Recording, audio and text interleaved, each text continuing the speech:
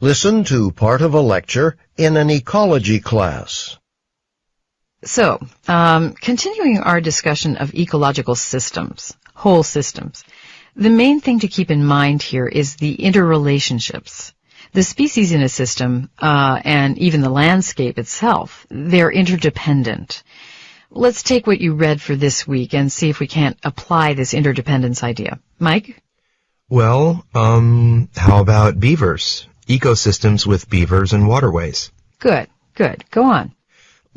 Well, you can see how it's so important, because if you go back before Europeans settled in North America, like before the 1600s, back when Native Americans were the only people living here, well, back then there were a lot of beavers. But later on, after Europeans... Okay, wait. I see where you're heading with this, but before we go into how European settlement affected the ecosystem, tell me this.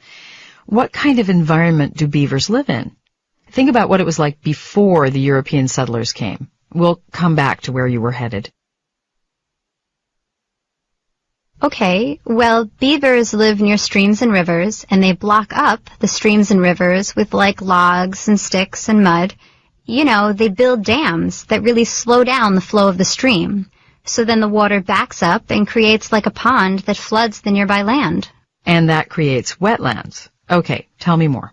Well, with wetlands, it's like there's more standing water, more still water around. And that water is a lot cleaner than swiftly flowing water because the dirt and sediment and stuff has a chance to sink to the bottom. More important for our discussion, wetland areas support a lot more varieties of life than swiftly flowing water.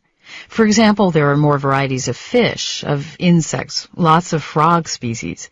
And then species that rely on those species start to live near the wetlands too. Yes, like birds and mammals that eat the fish and insects.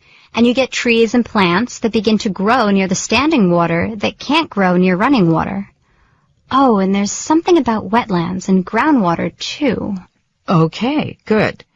Wetlands have a big effect on groundwater, the amount of water below the surface of the land. Think of wetlands as, like a giant sponge. The earth soaks up a lot of this water that's continually flooding the surface, which increases the amount of water below. So where there are wetlands, you get a lot of groundwater. And groundwater happens to be a big source of our own drinking water today. All right, so back to the beavers. What if the beavers weren't there? You'd just have a regular running stream, because there's no dam. So the ecosystem would be completely different. There'd be fewer wetlands. Exactly. So now let's go back to where you were headed before, Mike. You mentioned a change that occurred after Europeans came to North America. Yeah. Well, there used to be beavers all over the place. Something like 200 million beavers just in the continental United States.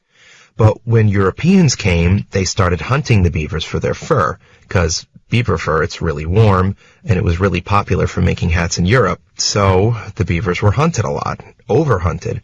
They were almost extinct by the 1800s, so that meant fewer wetlands, less standing water. And what does that mean for the ecosystem? Kate? Well, if there's less standing water, then the ecosystem can't support as many species, because a lot of insects and fish and frogs can't live in running water, and then the birds and animals that eat them lose their food supply. Precisely. So the beaver in this ecosystem is what we call a keystone species. The term keystone kind of explains itself. In architecture, a keystone in an archway or doorway is the stone that holds the whole thing together and keeps it from collapsing. Well, that's what a keystone species does in an ecosystem. It's the crucial species that keeps the system going. Now, beaver populations are on the rise again, but there's something to think about. Consider humans as part of these ecosystems. You've probably heard about water shortages or restrictions on how much water you can use, especially in the summertime in recent years. And remember what I said about groundwater. Imagine if we still had all those beavers around, all those wetlands. What would our water supply be like then?